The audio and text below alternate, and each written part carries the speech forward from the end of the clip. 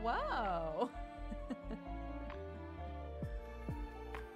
Hello, hello. How's it going, everybody? I was in Strip and Stream and a goober came on cam and told me to go here. Wow, that sounds rude, to go to somebody else's stream and tell them and tell people that they should leave. That's so crazy. Who would do that?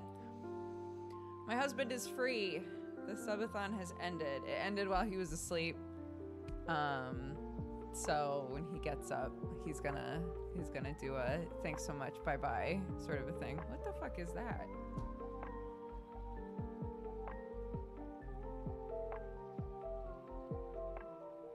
Oh, it's the little felt mushrooms. It's the little felt mushrooms that I think Forecast Gray sent. A bunch of stuff fell off of these shelves when I brought Peach in. And I've just continued to be like, wait, where did that come from?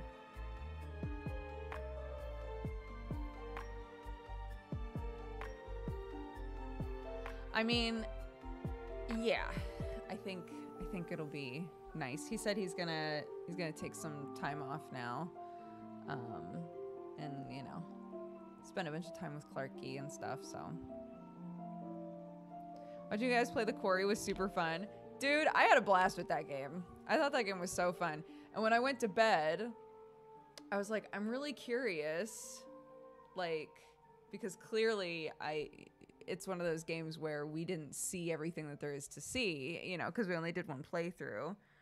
And so I went searching for like people's favorite moments in the Quarry, and like all of the ones that I found were moments that we did not see, which I think is really cool. So I was like, oh shit. We finished it. We were pretty determined to finish it yesterday because we were halfway through, right? There's 10 chapters, and we had finished chapter 5 last time that we played it, which was on Wednesday. And so, yeah. So we were like, we don't know how long the subathon's gonna go. This was supposed to be like a special thing for the subathon. So we were like, we need to try and like bang out the rest of the game. And we did, and it was so fun. Yeah, no spoils on, you know, anything that happened in our playthrough, but yeah, it was really fun.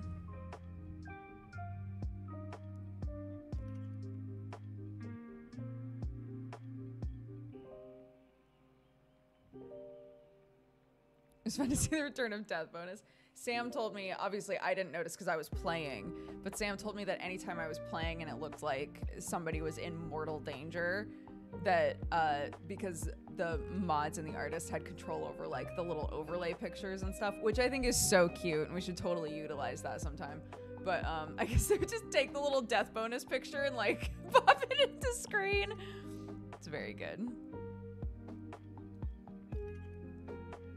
The different choices and scenes in the Quarry were a lot of fun to see after my own playthrough. I think one of the things that makes those games really fun, right, is that you're not gonna go into it saying, this playthrough is probably going to be the same as mine, because it's a combination of choices that you as the player make, but also like whether or not you know, reacted in a way that, you know, if somebody's running and it's like, do you want to keep running or hide, right? And there's like a timer, whatever you wind up doing like in the moment might be drastically different from trust us with an overlay. I would, yeah. You're all a bunch of fucking memesters. Of course I would. I would trust you to do, you know, stupid yet funny shit. We didn't play Until Dawn. We played the beginning of Until Dawn as like a, hey, it's been, God only knows how many years. It's been forever since we played the 8 years. It's been 8 years since we played this game. So, you know, there's a remaster. Let's play it again for the subathon. But we only got to play it once, and then a patch came out that broke our save. We weren't the only ones. And please don't troubleshoot in chat, because we spent so long troubleshooting trying to fix it. We did everything. We did everything that was suggested. It's just broken.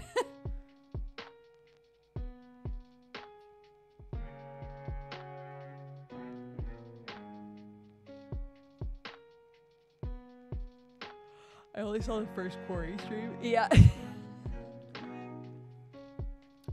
There were quite a few people that were coming into chat while we were playing and being like, hey guys, last time that I watched them playing the Quarry, which keep in mind, we only played it 3 times. They're like, last time that I watched them play the Quarry, such and such was happening. And everyone was like, it has been a while since then. It's been a while since then. Yeah.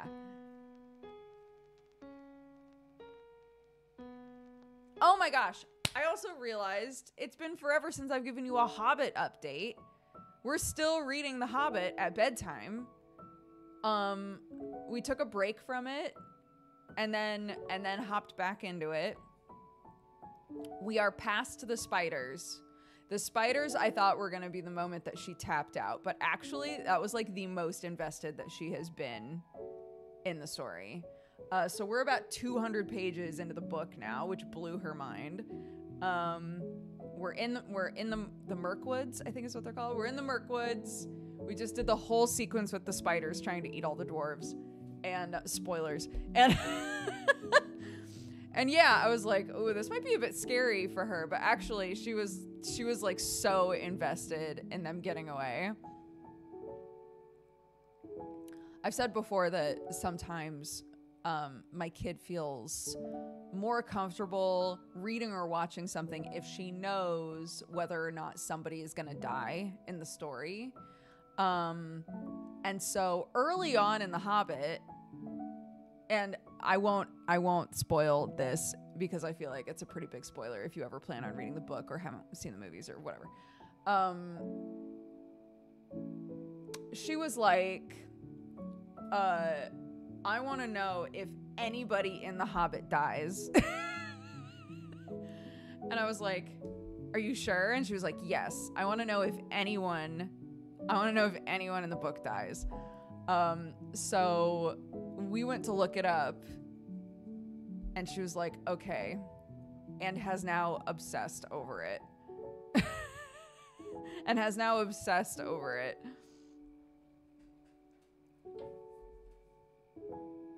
And keeps asking questions about when it's gonna happen and stuff. And I'm like,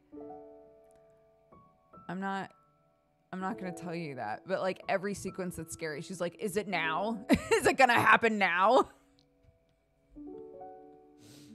Yeah, she wants to like mentally prepare for it, right? Which is fine. Or like when we're watching something scary, scary for a 6-year-old, she'll be like, is everybody going to be okay at the end? Or is everybody going to get away from this okay? And I'll tell her whether or not that's the case. Famously, the last time I talked about this was when we watched The Great Mouse Detective, and I was a filthy liar. And I was like, oh, it's fine. Ratigan doesn't actually like kill anybody. And immediately after saying that, he fed one of his minions to his giant cat. And I was like, except that guy. Except that guy. My bad. I didn't mean to lie about that. That was my bad, baby.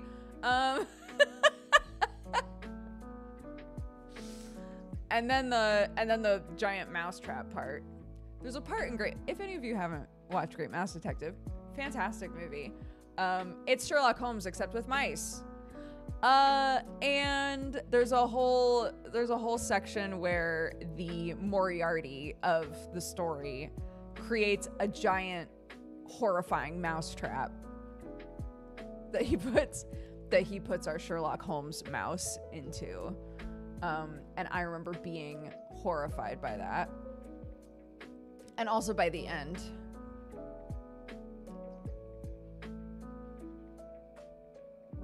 She can never trust you now. Bro, the look she gave me was like, why do I bother asking you? Like, I'm sorry. Fuck, I'm so sorry. I didn't remember him killing this poor drunk mouse. I didn't remember that. That's my bad. Did you guys know? By the way, we have a new mug. It's a Krendor mug with Dodger coffee. It's adorable. Did you guys know that before Disney made Moana, they were going to do an adaptation of Mort by Terry Pratchett? I only found this out because I finished Mort. I finished the audiobook of Mort, which was fantastic, by the way. And I went to look up whether or not a specific character shows up in any of the other books, because it was really unclear to me whether or not their story was like wrapped up, really. And so I was like, I don't feel like this is spoiling myself to see whether or not this character that I enjoyed shows up again, right? So I went to look it up and stumbled on this information that Disney, before they made Moana, they were trying really hard to get the rights to Mort and couldn't do it because they really wanted to make a Mort movie. And I was like, that's so interesting because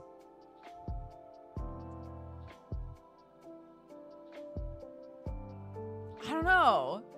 It's hard to tell, isn't it? Like, Disney's done movies that I think have a vibe adjacent to Mort, you know? But could they do Mort justice? I don't know.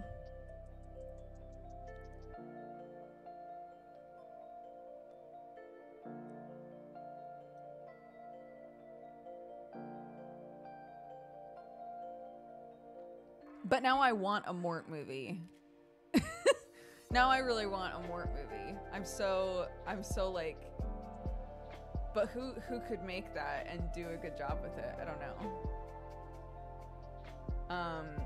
Something else that I found out was that Mort was, I guess, the first book in the Discworld series that Terry Pratchett was like really proud of and really happy with, because it was the first time that it was the first book, I guess, that he wrote where he was like, the plot here is really important.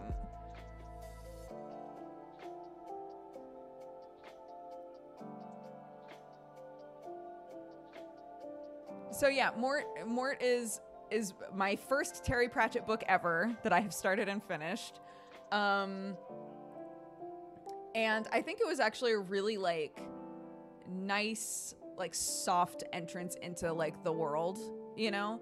The world and how it operates and what's involved in it is not like extremely important, but you are introduced in like a really heavy way to one aspect of it, and that is death personified, right? So it's about this kid, this super fucking normal kid named Mort, who becomes an apprentice to death, and learns like how to do what he does, basically. And it's very funny, and it was really quick. And I immediately started the next death book, which is called Reaper Man, I think. But the way that it ended, I'm not going to spoil anything, but the way that it ended was not what I was expecting. And so I really didn't know, what, like, headspace to go into the second book with, if that makes sense. But I'm really liking Reaper Man so far, so I'm fine with it. But there was a character where I was like, wait, am I ever going to see that character again? After Mort was done. So, yeah, so I wound up... Somehow I didn't really spoil myself on anything with any of the other death books, so that's good.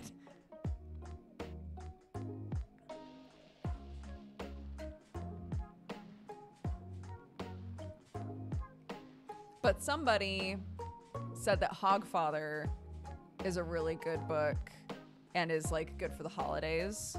And Hogfather is listed in the, when you look up the Death series, it's one of the Death books. So I'm gonna get there eventually. It's like the fourth book, I think, in the series that are about death.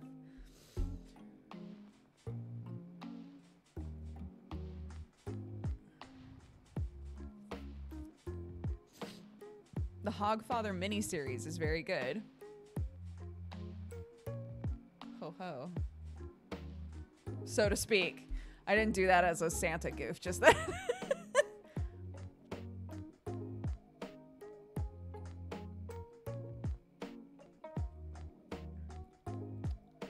No, so we've talked about this a few times, so I'll pare it down. I'll keep it short. But basically,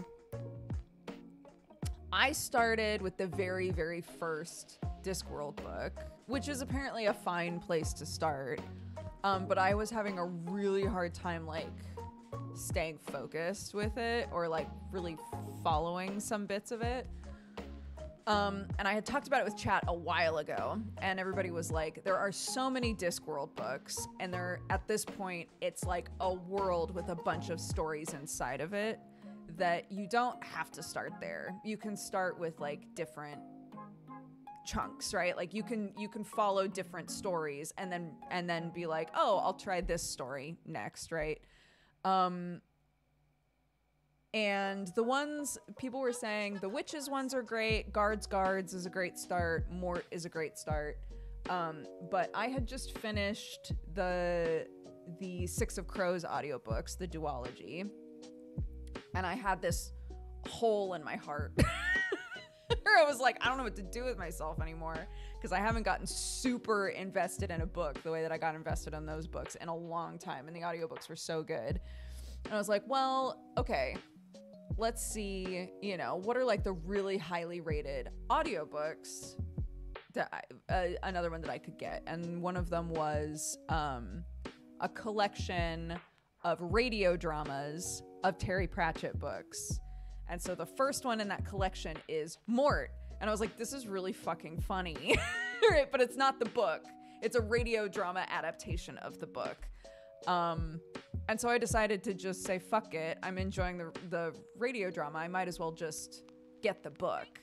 So I started listening to the actual book and was like, I guess this is it. This is going to be my intro. This is going to be my true intro to Discworld, right? Because I'm loving this book. I don't see a reason not to just continue with the death books and then move on to a different thing. But yeah, they're fun. Yes, it's the music that's playing right now is from the Video Game Study Lounge.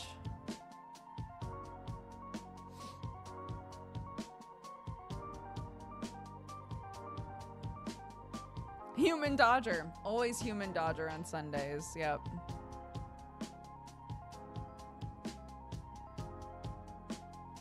Hello. Hi, everybody. How's it going?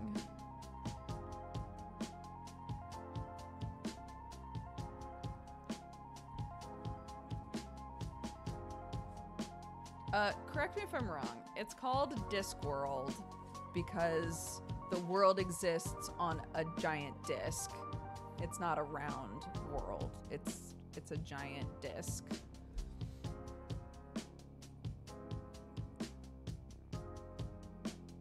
It's a flat world on the back of 4 elephants that are on the back of a giant tortoise. I think.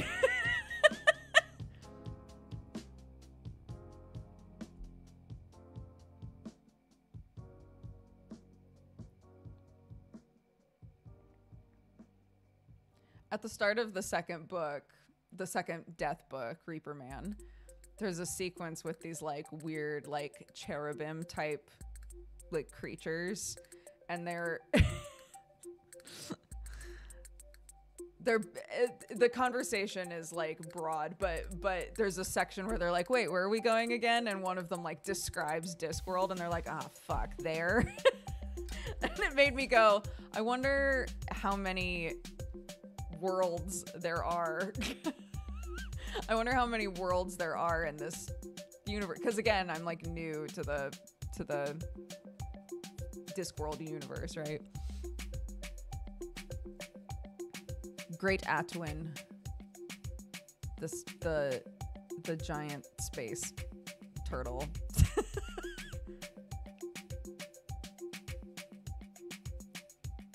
You read through the entire Discworld series? The opposite. I have read one book. I've read one book. I got through Mort, and I really enjoyed it. But I was just saying that it ended in a way that I wasn't expecting. So now I'm trying to do all of the death books, and then I'll probably go to one of the other collections of stories that people tend to say are like really good starter stories, like the witches ones or something like that.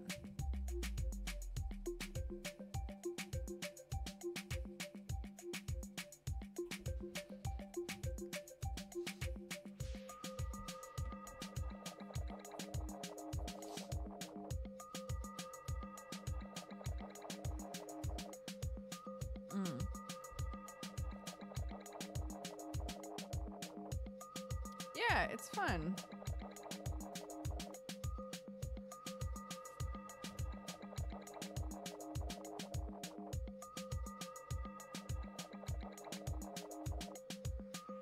My favorite books from him are the ones with "we free men." I don't know what that means.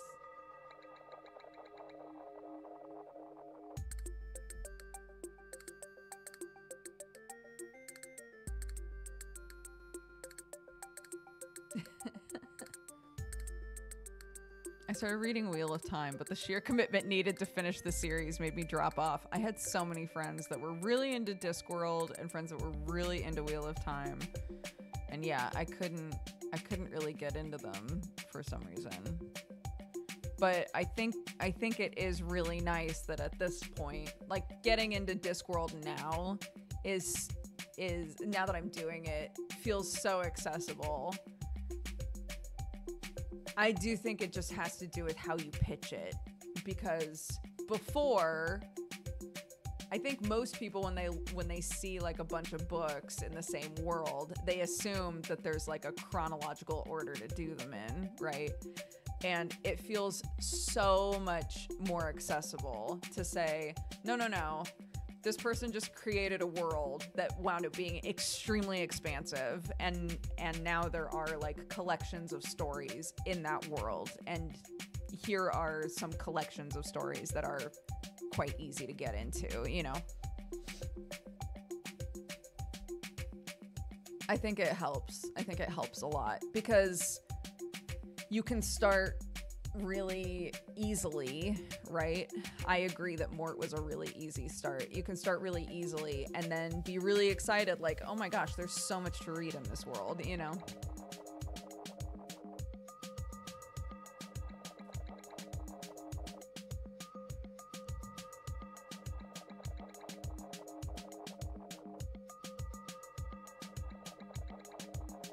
I was saying on stream with Sam though that I got some just like cheap headphones, like Bluetooth headphones to wear around the house when I'm listening to them.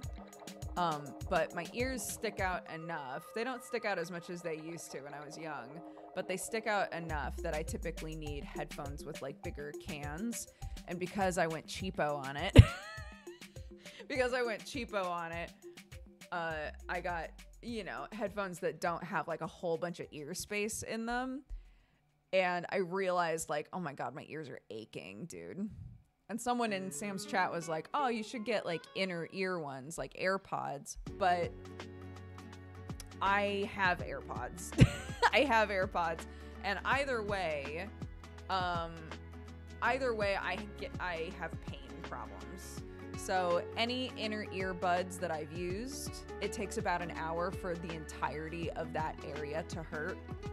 And if I'm wearing headphones and they push against my ear like this, all in here starts to hurt really bad.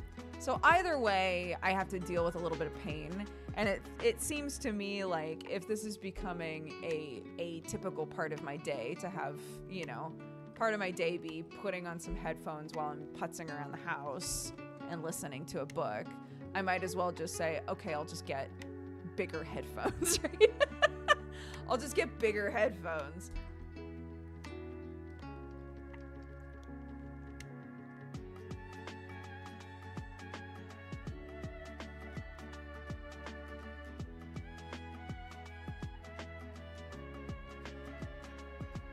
Both of you mentioned bone ones. The idea of that freaks me out. Is that weird?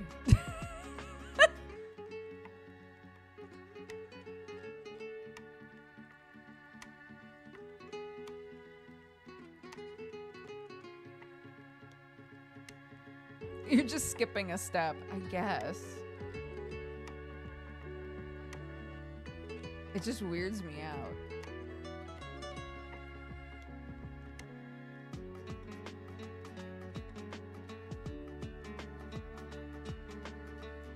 Well, that's what I was doing originally, was I would just, I got one of those, like suction cup phone holder things that you put in a car, except I put it on the counter in our kitchen, and I would just play the book or the music or whatever and just put it on there so that I could easily like access it while I was doing stuff.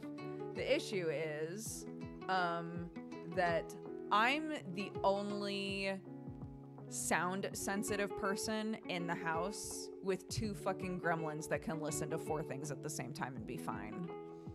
So the only person who's losing is me. The only person that just wants to die is me. Because I put a thing on, and then Sam walks in with his phone full blast watching a video. Clark walks in with music playing, and I'm like, never mind, never mind. Never mind, I'm tapping out. So the over earphones are nice because it also cuts out some of like the other noise going on in the house, and I can just, you know, which the AirPods also do. The AirPods have noise canceling, which I love. But again, if I'm going to choose between like this part of my ear hurting or the inside of my ear hurting, I'll choose this, you know?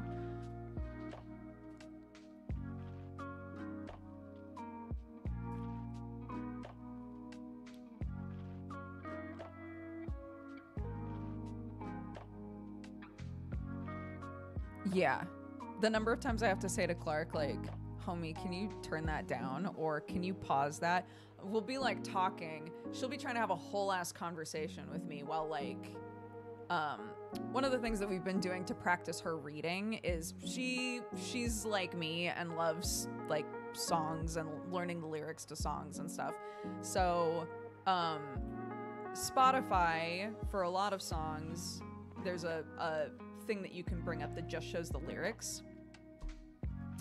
So we realized that you can also put on the lyrics on our TV if you use like the Spotify app. So she'll like ask for a song to play, and then we'll just put the lyrics up and she'll like read the lyrics out, which is fun. But like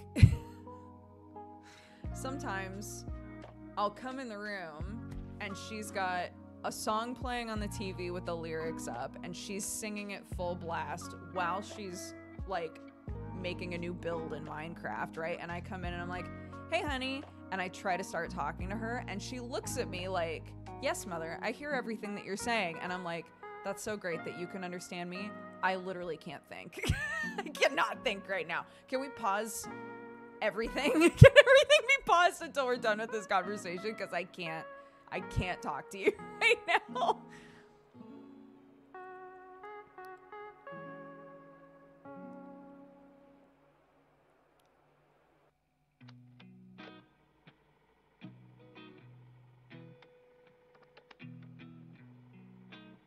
Tinnitus at 12 years old? Who are you talking about?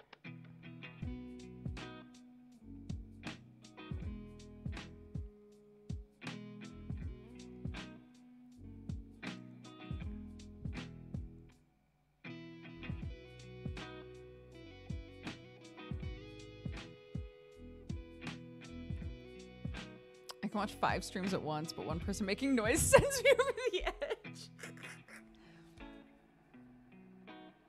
Yeah. This mug, we just put it in the store on Friday.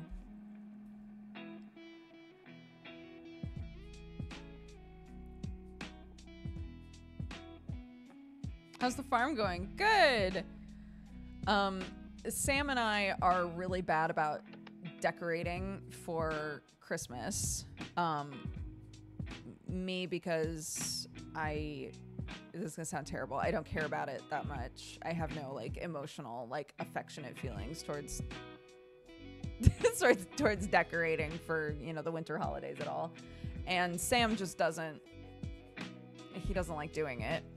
And so he was like, you know what? I think because we always want there to be like fun stuff up for Clark, but we just don't enjoy doing it that much. He was like, we should just hire somebody, right, to do it. So he was talking with his dad, and he was like, yeah, I'm just gonna like hire somebody, I think, to put some lights up. And his dad was like, what? So Sam got told off really hard by his dad, and he was like, just invoice me, I'll do it. Sam was like, okay. So my father-in-law is going really hard. We went outside today to take the dog for a walk and stuff. And my father-in-law took a bunch of like scrap wood and made a big wood star and covered it in lights and has started putting lights in all the trees. We're like, oh my goodness, this is so fun.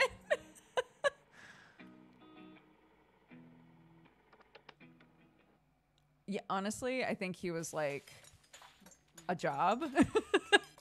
A job? I got you. I'll do it.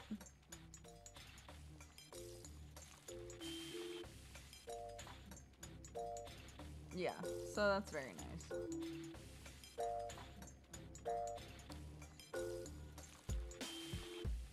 And then Clark was like, Mommy, where are our stockings? And I was like, guys, it's still November. She was like, where's my stocking? We got to put our stockings up. I was like, no, we don't. We don't need to do that yet. Everybody's getting so ahead of themselves right now.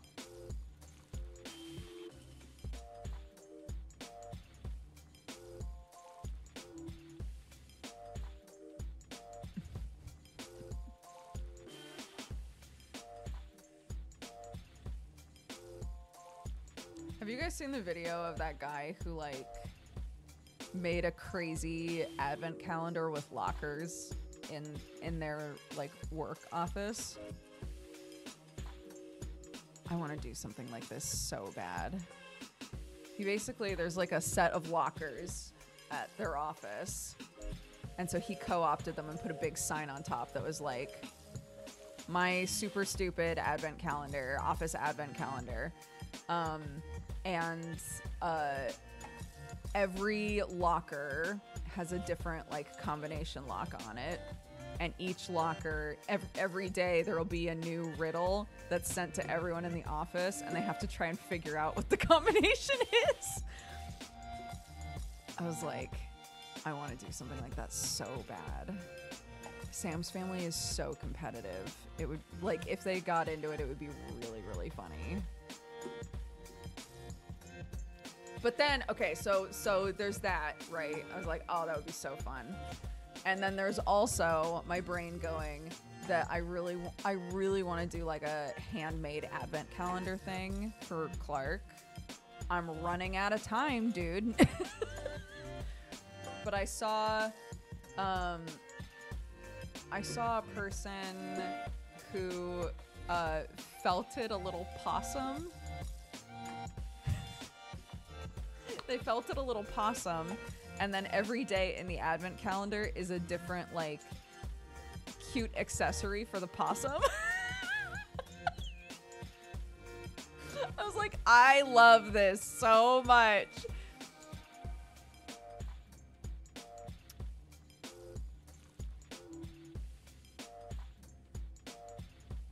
It's so cute. And Clark keeps asking for a snake. Clark keeps asking for a snake, which I'm fine with snakes, but Sam and I were both like, you gotta start taking care of the animals that we already have. You gotta start like getting involved with the dog and the cats and the chickens and shit, because currently, no, absolutely not. So I said to her, Sam was like, no, absolutely not getting a snake.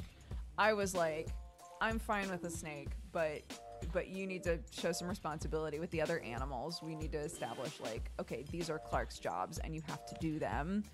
And you need to spend a bunch of time with your auntie's snake so that you know how to handle a snake, and she can teach you stuff about the snake, right? So that you're going in knowing that you're not freaked out about holding them and like all this other stuff, right?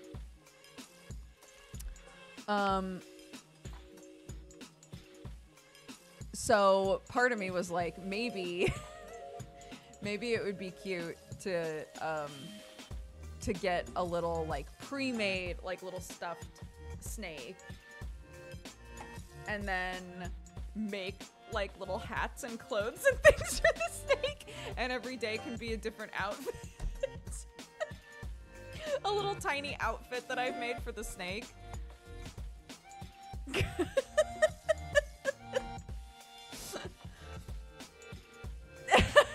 I think that would be cute. And that way, I know that the snake itself is going to be like a nicely made thing. And all of the outfits can just be like goofy, cute things that I made, you know. But the snake itself is fine. I'm not gonna be sweating about whether or not the snake is like a garbage thing I made.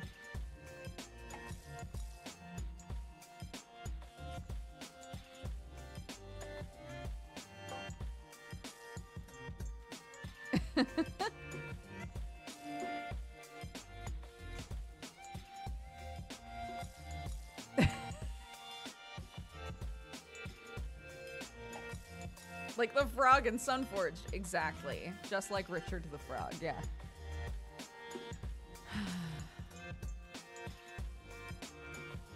So yeah.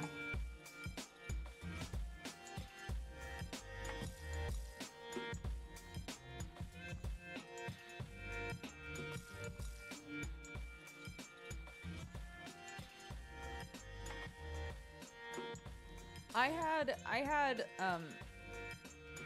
lizards pretty much my whole childhood, because my mom's allergic to just about everything with hair. So the only sort of animal that I could have in the house that guaranteed my mom would not be allergic to was a scaly something. So we had fish, and I had like anoles and other lizards, right?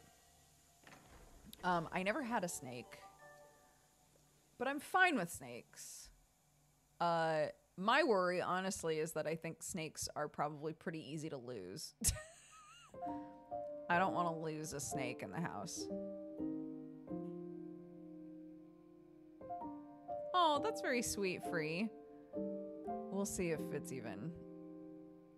I'm not convinced that she wants a snake so bad that she's gonna, like, really commit to all she's said she'll do. But again, like, we already have a bunch of animals, right?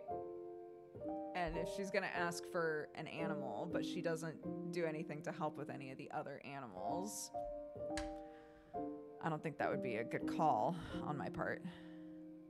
Yes, I told her that. I was like, depending on the snake that you get, you will have to feed it living things. And she was like, what if I kill it first and then give it the dead thing? I was like, it won't want it. It wants to eat a living thing. You have to give it a living thing.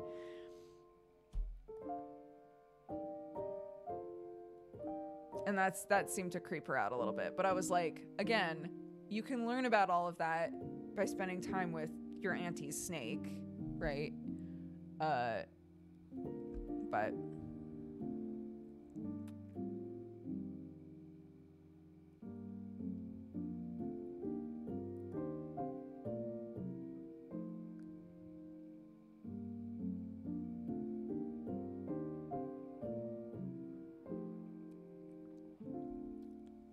so currently her jobs are, she doesn't have to be in control of the walk, but she needs to go on at least 3 of the dog walks during the week. I'm not going to say she has to go on a dog walk every single day, because she goes to school and she's little, and sometimes school is just a lot, and I don't want her to feel like she has to do it every single day.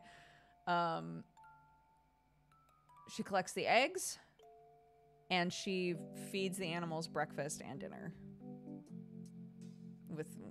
with somebody around. So we'll see how that goes.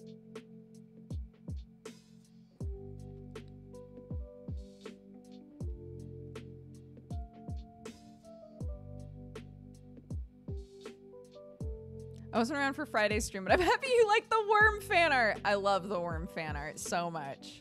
I'm sad there weren't any other weird creatures for me to draw. Did you watch? We played Observation Duty 5, and there were some nice little weirdos in that one.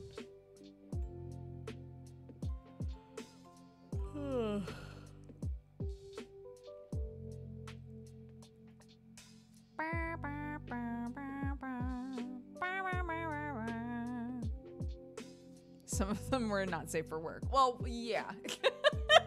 Well, yeah.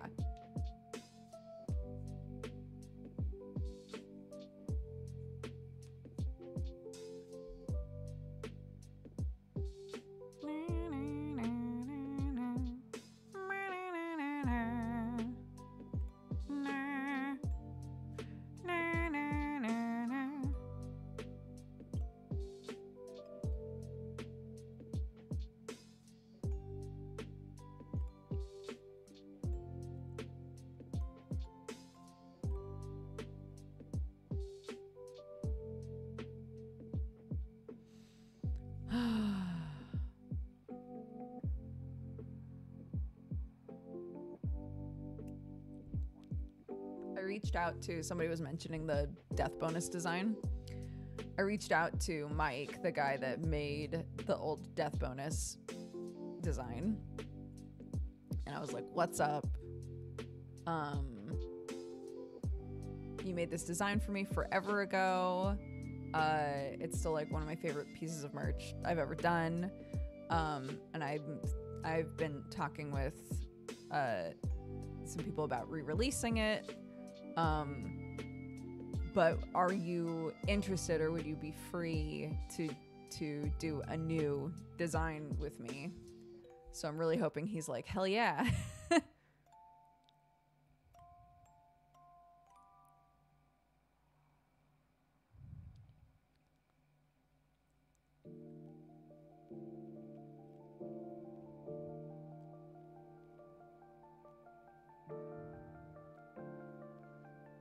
I know, I'm very excited. Well, people have been asking for us to re-release the death bonus design for years now. So it would be really fun to release the old one and release a new one.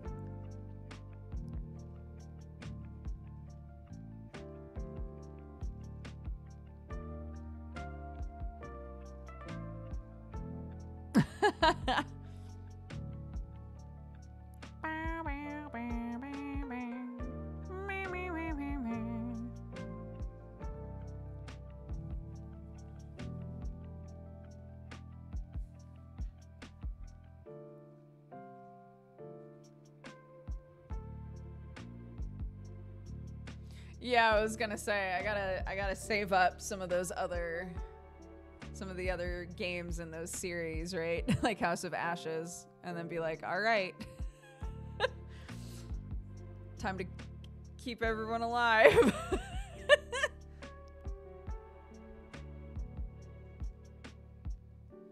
I'm not wearing my cap. Which cap?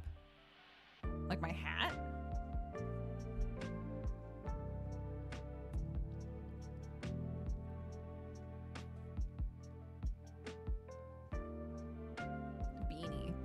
Gotcha.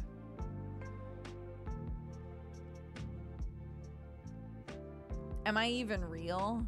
Am I even actually Dodger?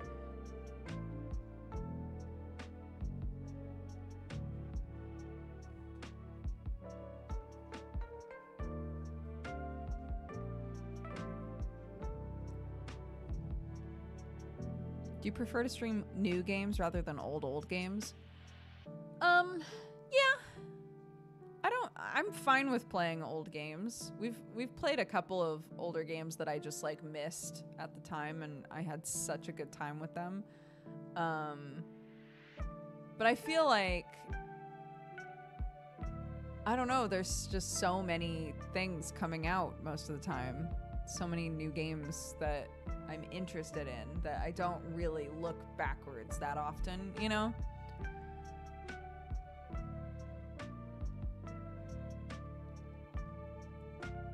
I watched the Hot Frosty movie on Thursday. I can confirm it's one of the worst Christmas movie plots I've ever seen.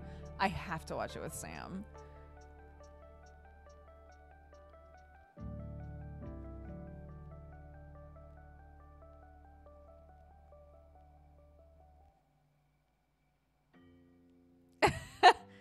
He's got time now. We can watch Arcane Part 1 and 2. We can watch Hot Frosty. Life's different now, dude. Yes. I'm gonna start the new Golden Idol game tomorrow.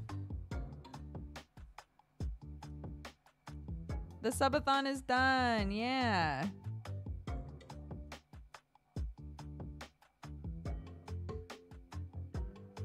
What is she barking about? Is there somebody outside? No.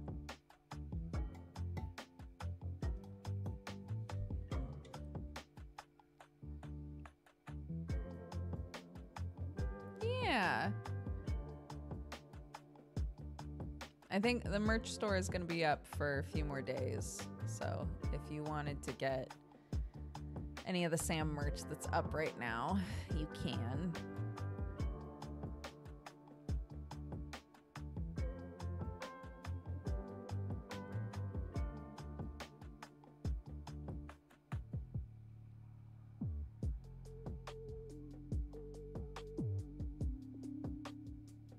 Are you guys going to be able to finish the replay of Until Dawn, or did it get corrupted? So the save itself isn't corrupted. The patch to the game made it so that we cannot save. We even, as a last ditch effort, like we tried so many fixes, as a last ditch effort, because the game auto saves, right? So we were like, I guess we'll just start over again. Even trying to start the game over, it still had the same error and wouldn't let us save. So the whole thing is fucked. So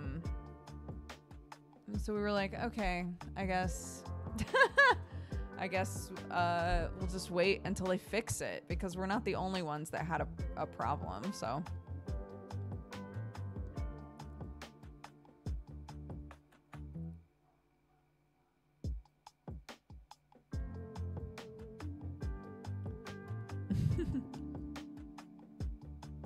I had Peach in here, what, like a week ago? She's been in heat, and so some days she's obviously like, she's much more clingy and, you know, I don't say that in a bad way. Like she just wants to be around people more or less. And so one of the days, either a week ago or maybe a little longer, she was really uncomfy and she really just wanted to be near us all the time. And so Sam was like, do you think maybe you could take her into your office again? And I was like, I don't really have the thing set up. But she's bigger now. So I was like, well, I'll just like sort of surround my desk, right? And just put the dog bed down and she'll be fine. And she was. But yeah, I know, poor baby. I think she's almost done because it started like 2.5 weeks ago. And I think normally heats are between 20 and 30 days. So it should be wrapping up soon. It should be wrapping up soon, please. I thought she was neutered. She's not old enough. You are, at least out here, everyone is told to wait until their first heat is done, so that it doesn't disrupt any like development that they're doing. So you wait until they're done with their first heat, and then if you want to spay them, you go do that after.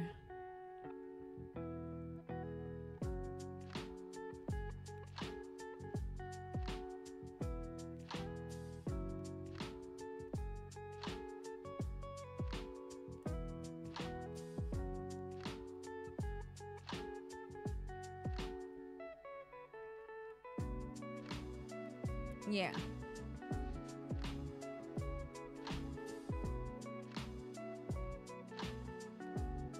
Yes, you can get just the normal like Dodger coffee roast. You can either get it whole bean or you can get it pre-ground. So we can grind it for you if you don't have a grinder. The benefits to grinding your own beans are that it'll retain more of like the flavor and the oils and things if you grind them as needed. And also, depending on how you brew your coffee, you might want it ground more coarse or more fine. But if you're just kind of like, I'm just gonna make filter coffee with it or whatever, or I don't really mind, or I'm gonna go through the bag in like a few days anyway, then yeah, you can just get it pre-ground.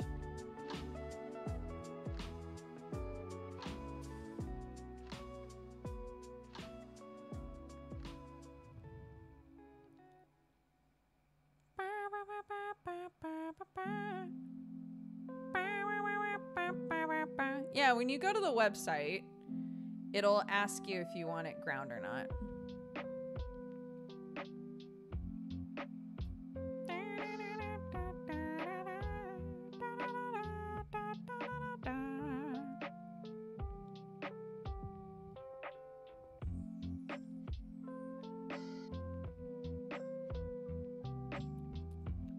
I really like the Midnight Sloth roast a lot.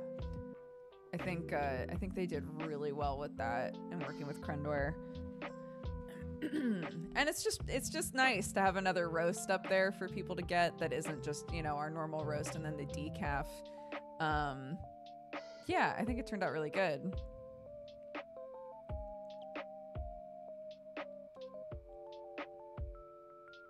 And, you know, I've been talking with like Sam and Jesse and whoever about doing sort of collaborations for the store. So it was really nice for one of those conversations to like blossom into an actual thing. And it's been a lot of fun, and I want to pursue more of that.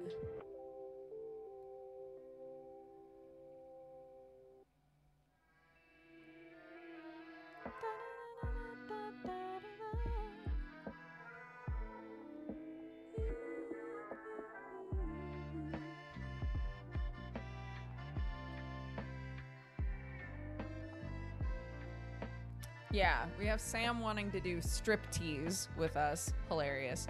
And we have Jesse wanting to do Cox tease with us, hilarious. But neither of them have happened, so.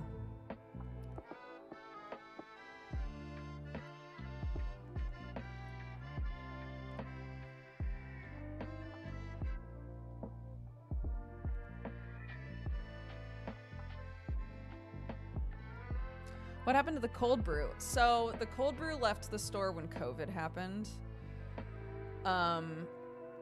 Basically shipping like a liquid in a bottle wound up being so expensive and really regulated, and it was not, we had a lot of trouble with it. So if I recall correctly, at first we made it so you could only get cold brew in the US while we were trying to sort it out. And then we were like, this isn't going to work. We need to come up with a new option.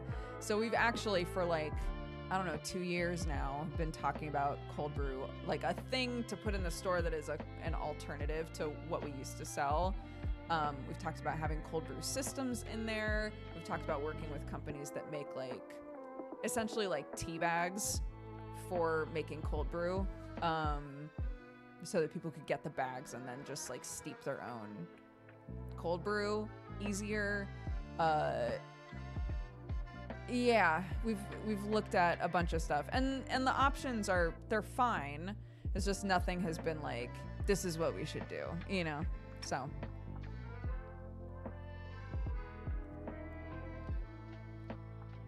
We've talked about instant coffee before. Instant coffee is like a whole different process.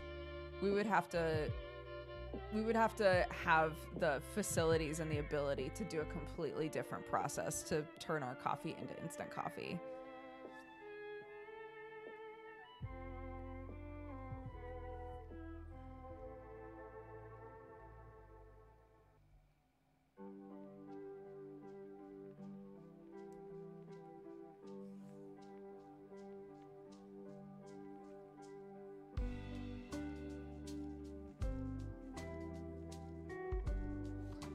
No. I mean, I think most people don't have a reason to know like the specifics of how different sorts of coffee things are made. People in chat who are saying it's like pretty easy to set up your own cold brew system. That's absolutely true. 100%.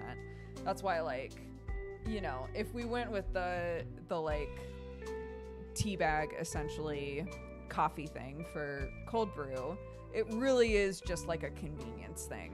Like, you can look up how to make your own cold brew and it tastes great.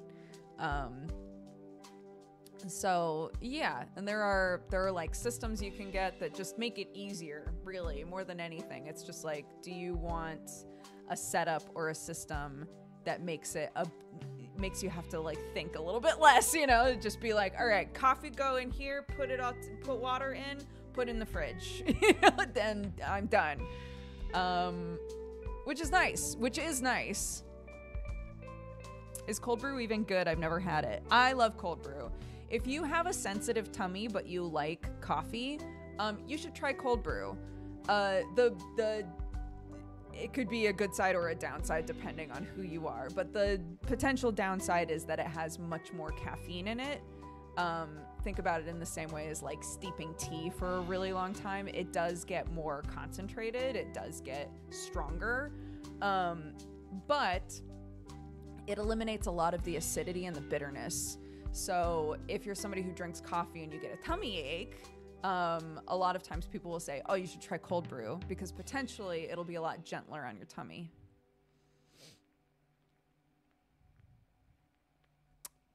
So there you go.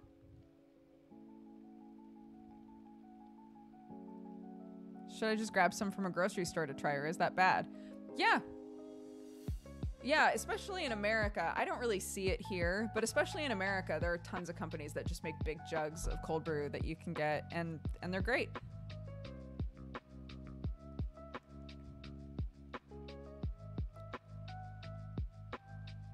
Mm-hmm.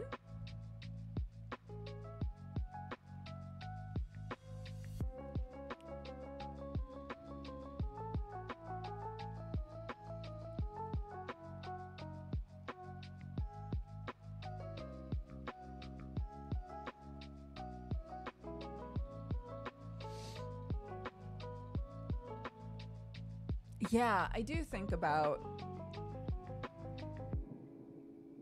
the year that I came to England with Jesse and Aaron, the year that I met Sam. I couldn't even get iced coffee anywhere. Like, we went to, I don't remember if it was a Pret. It was either a Pret a Manger or it was a Costa, but I couldn't get an iced coffee. And I thought that was so weird. And we had a whole conversation being like, God, like the coffee sort of ecosystem is so different here, right? And just in the last few years, anything that you can get in America for the most part, you can get here. It's all become very like, the expectations of like an American coffee drinker have meandered their way over here.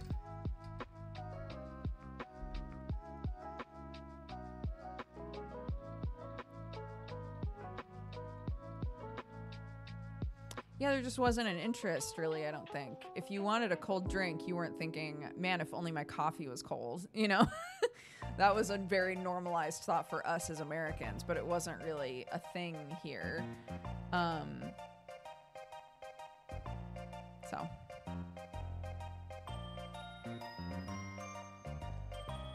Sam prefers coffee. You know, it's really weird. As English as Sam's family is, none of them drink tea. None of them. They either drink coffee or hot chocolate. Every single one of them. Because you have to have a hot drink of choice. You can't just not have a hot drink of choice. But none of them would pick tea.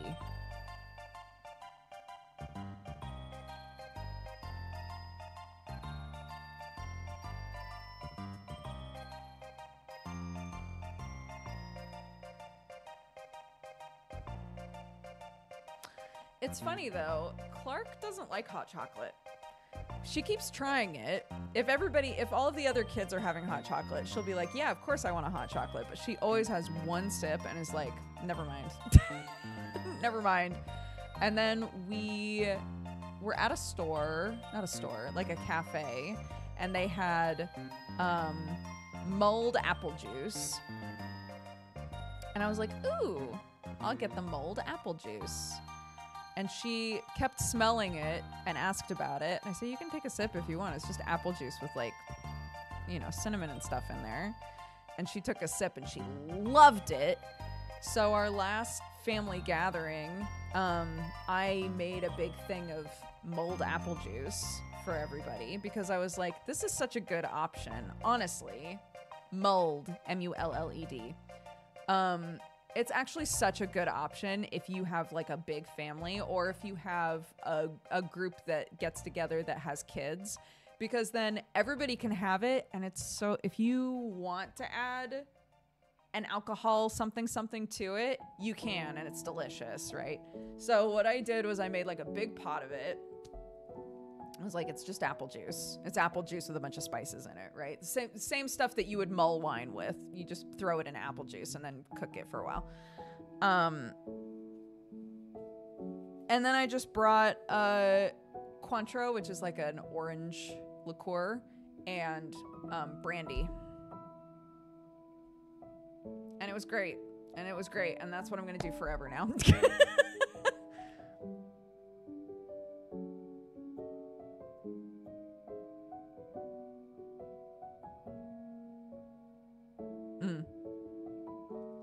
Yeah. And it was just nice because I was thinking to myself, my kiddo never has a hot drink that she likes. So we found one. So I'm going to keep making it. And she literally was going to every single kid and being like, have you tried? It's like, have you tried the mulled apple juice yet? It was really cute. Why apple juice, not apple cider? Because in England, apple cider is alcoholic. So you get apple juice.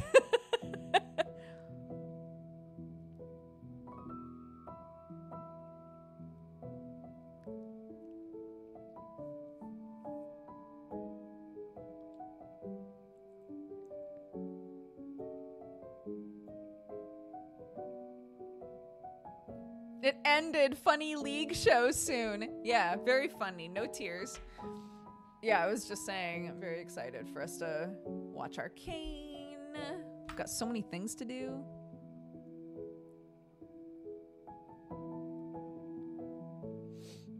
In America, apple cider is not inherently alcoholic. You would have to seek out hard cider.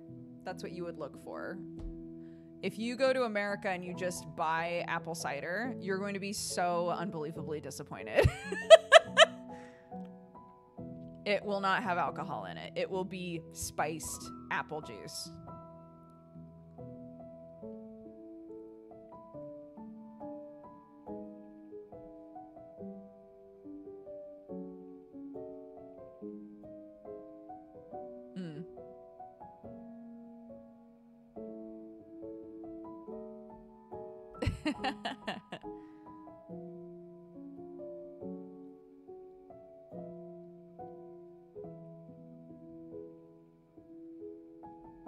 How do you mull a drink? So mulled wine or mulled apple juice have basically the same things in them. It's typically you either in a slow cooker or just simmering on the stove. You add the base drink, the wine or the apple juice, and then you add orange peel. Sometimes just whole slices of orange, but I just do orange peel. Orange peel, cinnamon sticks, star anise, nutmeg, like wintry spices, right? And you just let it sit. You just let it simmer. You just let it cook for a little while.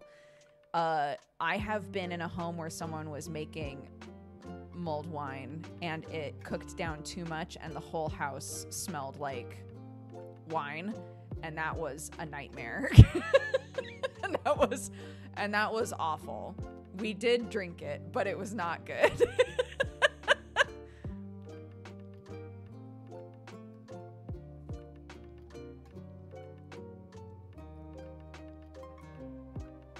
Yeah, we opened all of the windows. We were like, this was a mistake. It just cooked down too much, right? So it wound up just being concentrated wine. This is why I do it in the slow cooker now, because it's so much easier to do it in the slow cooker and not accidentally be like, oh no.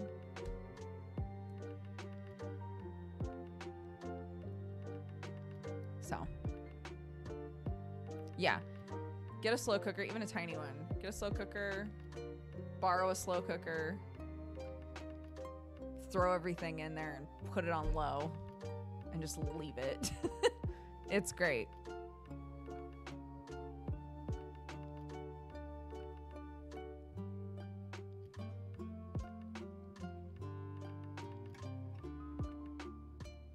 Hi, Jaws.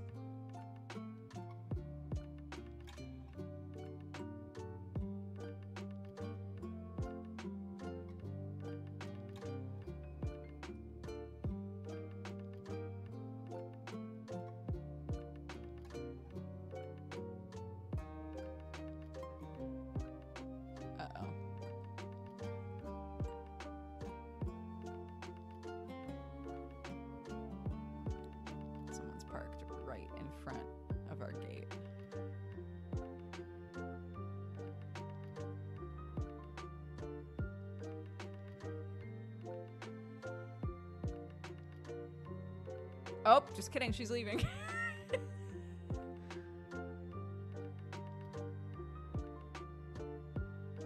Yes, Jaws, I saw them. I'm so sorry. I will respond, I promise.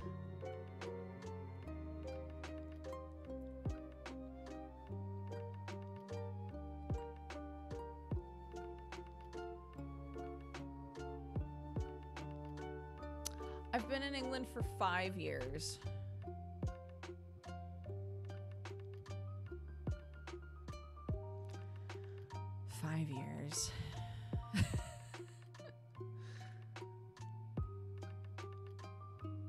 And I would say I am just now, for the first time, starting to feel kind of at home here.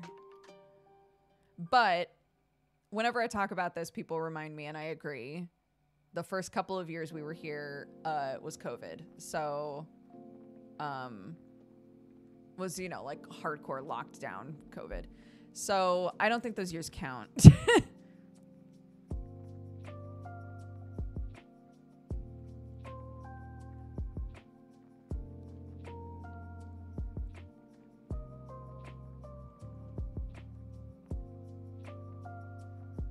Do you think Jesse will move to England? No.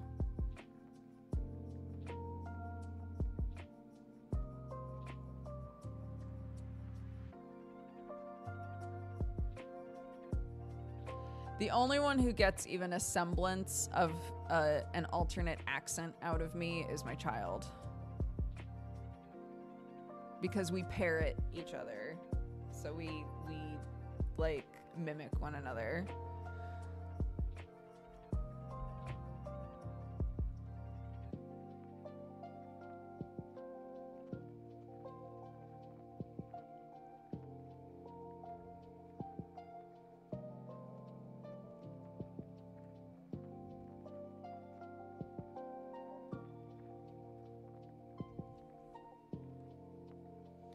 Yeah, yeehaw, born and raised in the United States.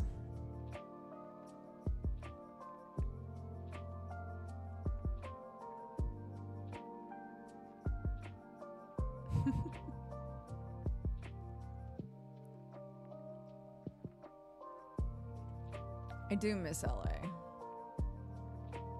Just because I had stayed there long enough that I got really comfortable there. And I am now back in a situation of feeling deeply uncomfortable. You know, not deeply, but like I've lost that comfort, you know, which is fine.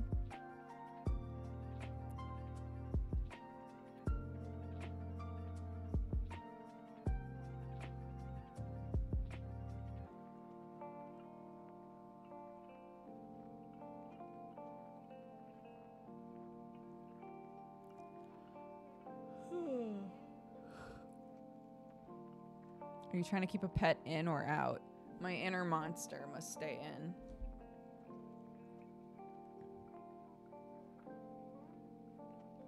Would you consider moving back at some point in the future? It's not on my radar because honestly, we moved here to give our kid family and stability and to have her cousins nearby, and we've bought this beautiful home. I'm not going to say that I would never move back. I have no interest in moving back right now. For a variety of reasons. But, you know, we moved here for a reason. And Clark is very happy here, has friends, has put down roots. So.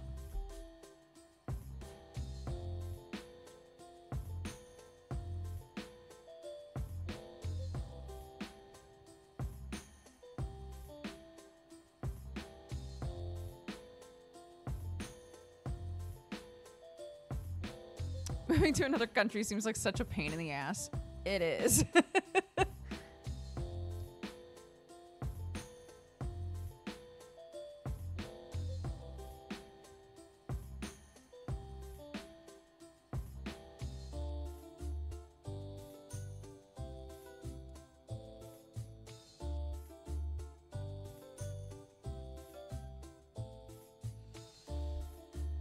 Yeah.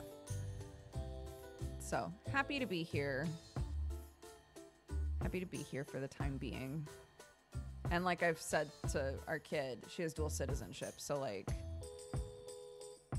whatever she wants to do when she's an adult, wherever she wants to live when she's an adult, that's totally up to her if she has options, you know? I don't know if at some point I'm going to... I can't have UK citizenship and US citizenship. I would have to give up my US citizenship.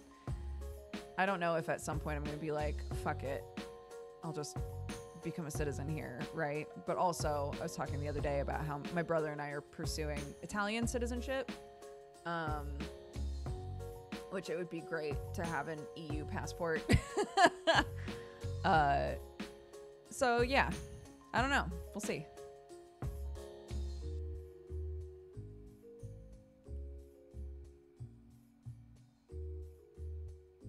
Clark was born into it. Clark was born into dual citizenship. I cannot have dual citizenship without being born into it. Clark gets it automatically.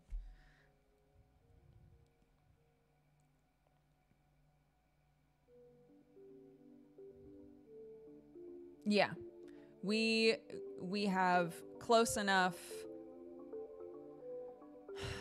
My grandfather had Italian citizenship, and so we are able to pursue citizenship as his grandchildren.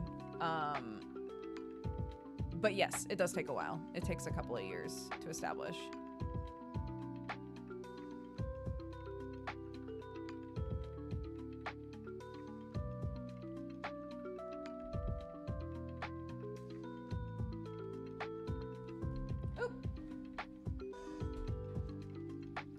One sec. I gotta take a break. I'll be right back.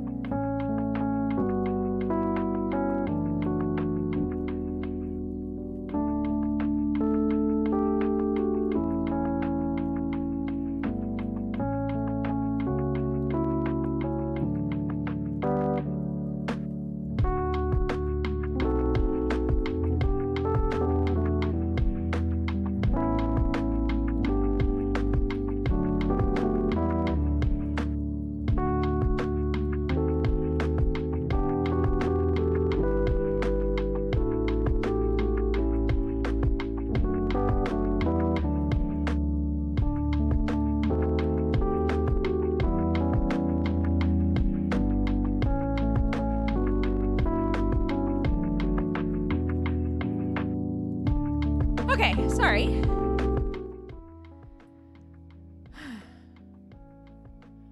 A grocery delivery showed up early.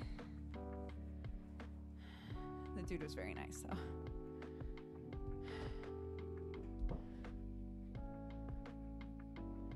Why did we go to jail for being too cute? That sounds right. Hi.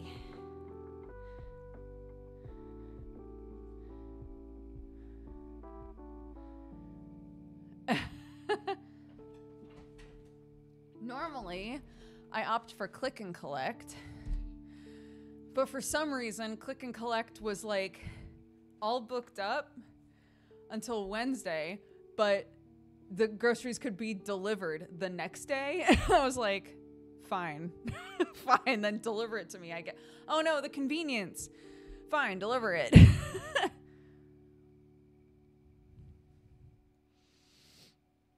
Sometimes the market has weird demands.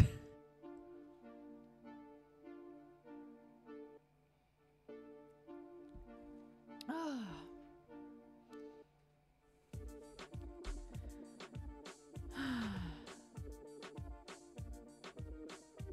it's like based on, for any of you who haven't done click and collect before, basically you say, I want groceries, and it'll say, this is how a lot of them work anyway, at least out here.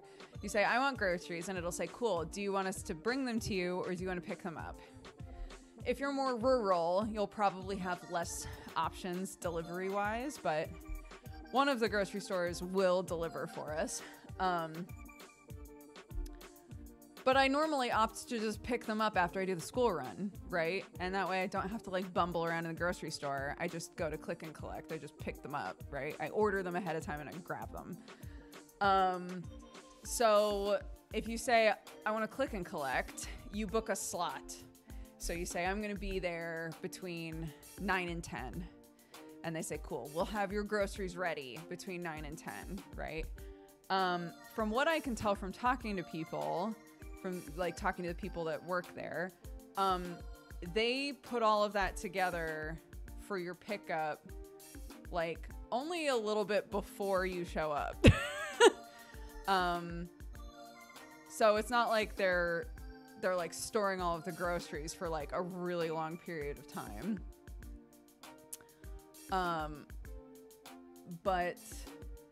But yeah, if, you know, they only take so many people in each hour slot. So if all of the slots are taken up, which somehow they are right now, and I don't know why, because it's not like there's a huge holiday about to happen here. If all of the slots are taken up, then you can't do it.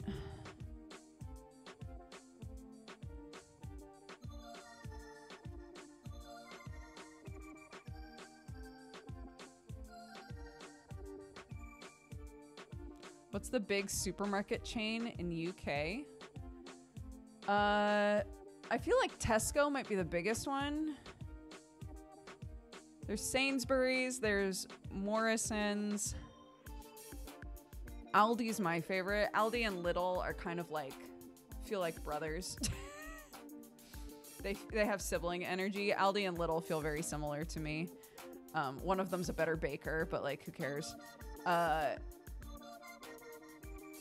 Aldi is where I will almost always go.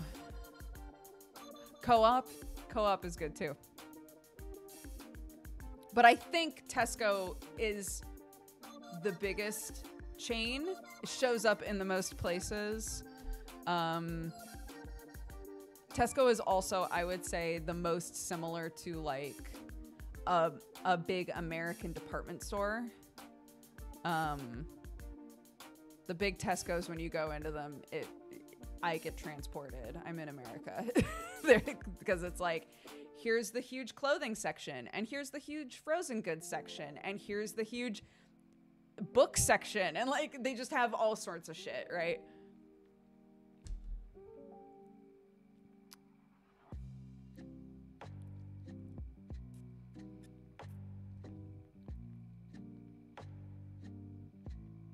Yeah, if I want a nice croissant or something, I go to Lidl. Lidl's bakery is superior by far. Have you noticed a food quality difference between US and UK? I'll be totally honest with you, no. I'm sure there is one, but in terms of like how things taste, no. Because I think the reason for this is because I spent too much time being preoccupied by the part of my brain that was going, it's different. It's different from home, right? I was too busy being homesick about food. So when I would eat things here, I'd be like, it doesn't taste right. It doesn't taste how I want it to taste. I want it to taste like it does at home, right? And at this point now, I can't really remember what things taste like in America in comparison. So I sort of skipped that step of being like, wow, the food here's so fresh.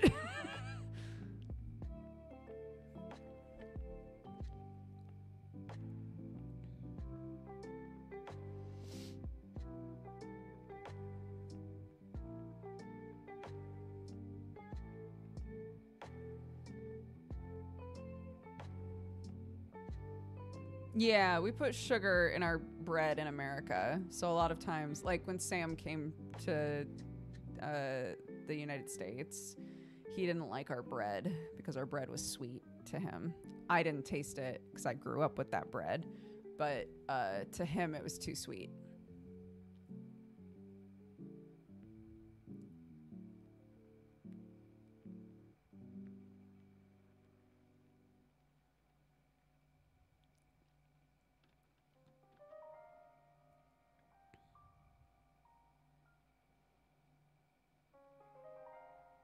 Yeah, I mean, my mom and dad are still in America.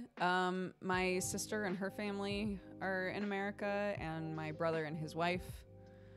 My brother is living in like is he in Louisiana now? I can't remember what state he's living in now. My mom will text me to be like, "It's here, you silly goose." But the rest of my family, for the most part, is in Oregon, where I grew up. So when I go to America, the two places that I generally want to go to see everybody that I want to see is Oregon and Los Angeles. Those are like the two places that generally everybody that I care about is, you know. Again, I'm not saying that I don't care about my brother. just that he's an outlier. He's not in one of the hot spots, okay?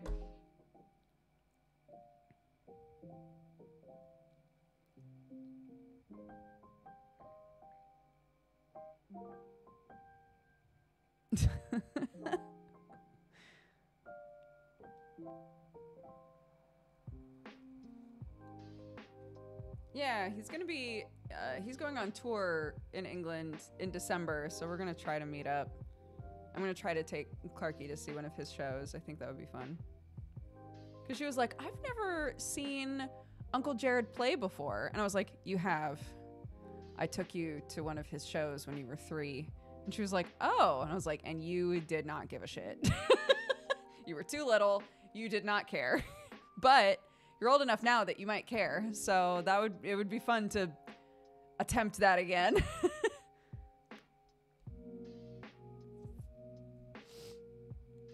My brother's a musician, by the way, in case I forgot to say that or you missed that step. My brother's a musician, so he has moved to pursue like working with and making music with different groups of people and all of that sort of stuff. Because before now, he's lived in Oregon his whole life. And there's a great music scene in Oregon, but there are definitely places in America that are more geared toward like jazz and soul music, right? So yeah, he moved.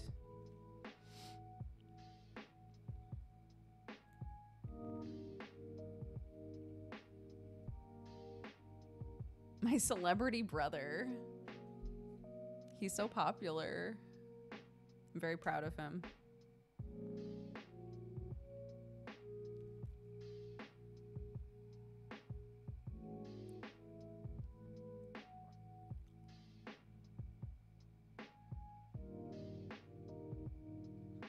Mm-hmm.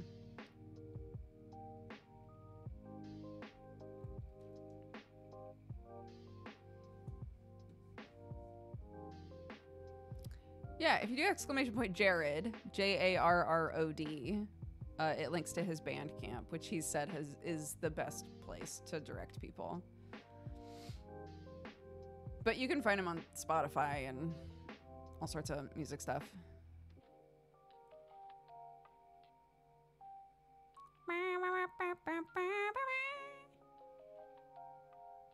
How did you decide to move to the UK? I'm in an international relationship. We can't decide whose home country to settle in. So, in our situation, Sam was super down to come to the US. He had already come over like in spurts on a US visa for work. To like film stuff with the company I was working for at the time and all that. And so it was pretty easy for him to be like, I'll just move out here for a while. And so he was in America for about 5 years, and then we had our kiddo. And when we got married, part of my vows were that at any point, if he said that he wanted to go home and be with his family, it would be my turn. And I would, you know, he dropped everything and left to come be with me. I will drop everything to leave and be with him so that he can be near his family too. So once we had a kid, I think he really started to feel the pull of like, you know, I have so many siblings and they're all either having kids or trying to have kids. And it would be nice for Clark to have cousins, you know, whatever. And his mom at the time, his mom has always struggled with her health, but at the time she had a lot of health complications. And so there were lots of reasons that he wanted to be here. And so I was like, then let's go.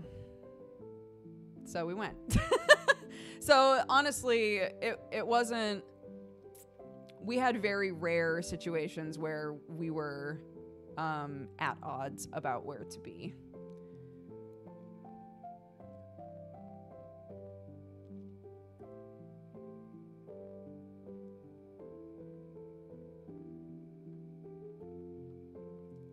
Yeah, we moved end of 2019. And I got my official like card saying, you're allowed to live here, beginning of 2020.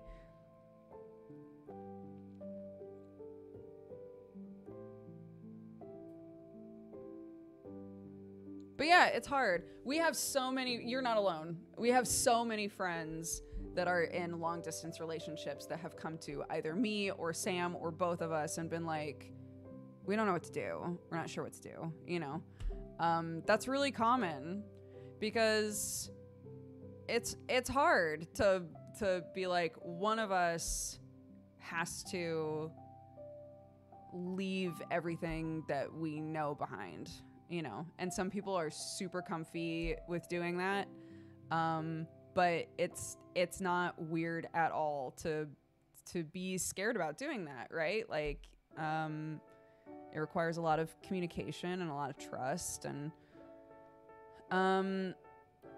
you know, but I'm sure you'll figure it out. Honestly, like my sister, after she got married, it wasn't moving countries, but she moved to a different state. And within a couple of months was like, I fucking hate this. And they were like, never mind. And just moved back. She was like, no. So, you know, who knows? Who knows? But like, if you have like a strong relationship and you feel like you can be really honest about where you're at, but are also willing to like push through the discomfort that naturally comes with moving, you know, I think it honestly really helps if you know people that have made a big move.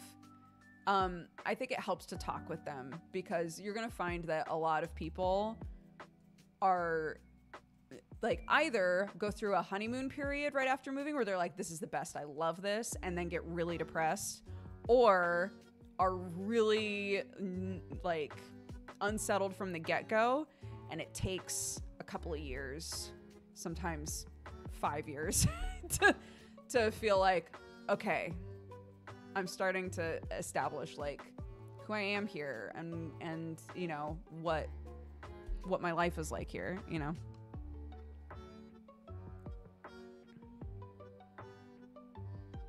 Yes, and I was moving to a country that spoke the same language as me, right? Like, I can't imagine like another huge variable if you're moving somewhere with a different language.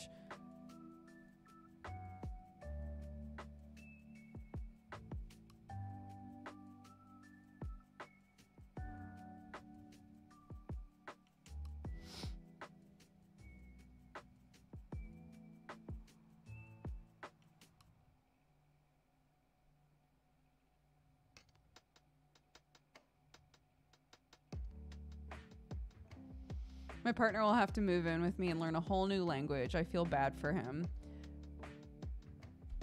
You know, it's unfortunately with long distance relationships, the longer the distance is, someone has to like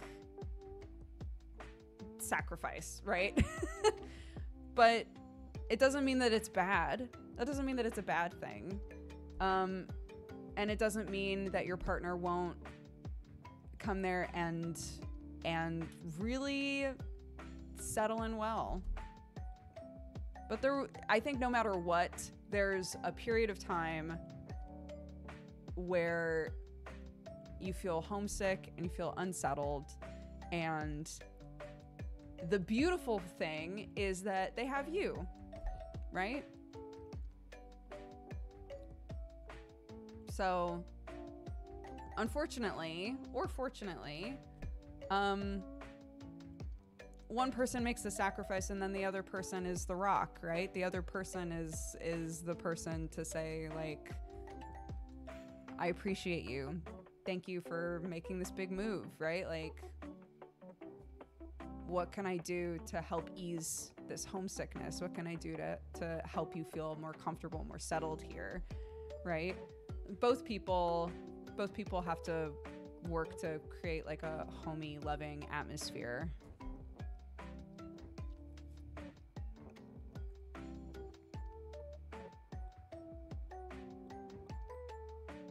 Yeah.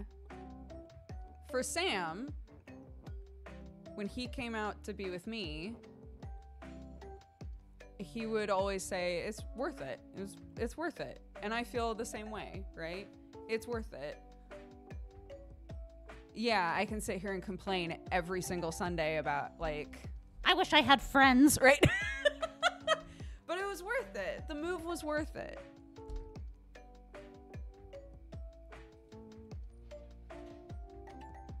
So, I can work through some discomfort for the positives.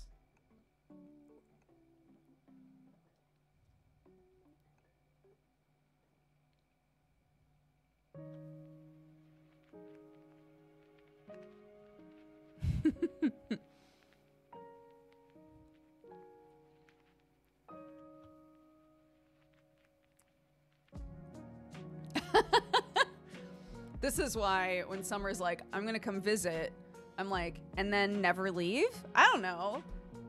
Just joking, unless...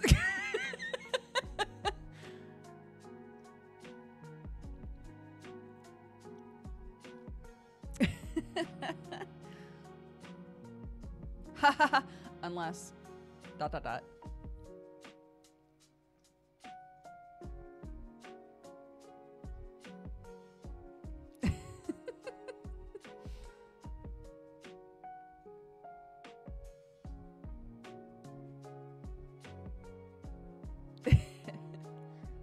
All right, let's start wrapping up. Thanks for hanging out with me today, guys. Yeah, like I said earlier, we're gonna start playing Golden Idol tomorrow. The Rise of the Golden Idol, the new game.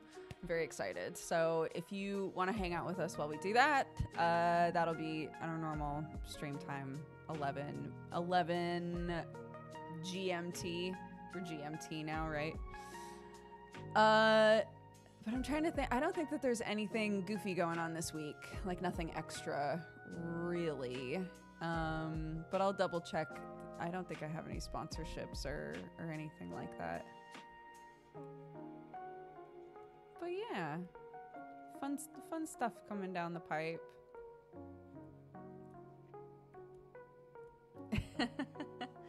Let me read off our activity feed. And also, 1 minute ago, Raid Leader got redeemed. Let's see. Oops.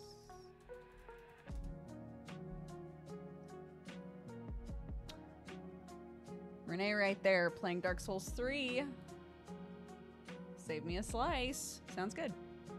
Send you over there. But first, oh, we've got Sunforged tonight, by the way. If you want to watch Sunforged, it's a D&D show. I play a super happy-go-lucky bubbly character. Don't. I'm a really happy, fun guy in that show. Fedori, thank you for the 59 months. Exoven for the 97. Dorlugas for the 85. Cynical Singer for the 77. Ectrix for the 85. Saiyan Adam for the 99. Almost 100. Gazbang Goblin for the 77. Lister for the 15. The Inocular for the 4. Geeky Viking for the 9. Happy Twitch, baby. Alex Ratman, thank you for the 91. Zio for the 92. Suza Shiden, thank you very much for subscribing. Welcome to the Cat Gang. I did that wrong. Welcome to the Cat Gang. Goodness gracious, my fingies. Thank you so much. I appreciate it. And Jackster, thank you for the 19 months. I appreciate it. Thanks, everybody. Go say hi. Trinae right here. Spread love and joy. I will see you guys tomorrow if you're looking for something to watch. And that's it. That's it for me. So long, everybody. Take care.